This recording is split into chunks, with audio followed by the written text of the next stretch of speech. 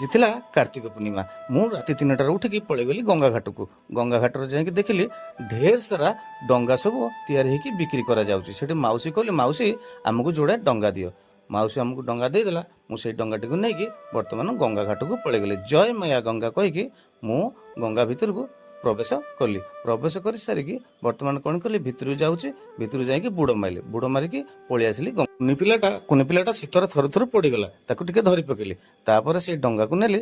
ଡଙ୍ଗାକୁ ନେଇକି ମୁଁ ମା ଗଙ୍ଗା କୂଳ ପାଖରେ ବସିଲି। ବସିକି ବର୍ତ୍ତମାନ କ'ଣ କଲି ନା, ଧୂପ ଆଗେ ଜଳେଇ ଦେଲି।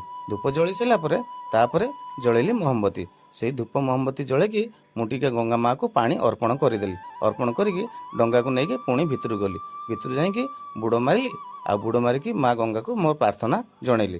ସାଙ୍ଗମାନେ ଦେଖନ୍ତୁ, ଏଇ ଭିଡ଼ିଓଟି ମୋର ସବସ୍କ୍ରାଇବ୍ କରନ୍ତୁ ଏବଂ ସେୟାର କରନ୍ତୁ। ଭଲ ଲାଗିଲେ ଆପଣମାନଙ୍କ ସପୋର୍ଟ ମୋ ପାଖରେ ରହିଲେ ମୁଁ ଆଗକୁ ଆହୁରି ଏଇଭଳି ଭିଡ଼ିଓ ଆପଣମାନଙ୍କୁ ଦେଖାଇ ପାରିବି।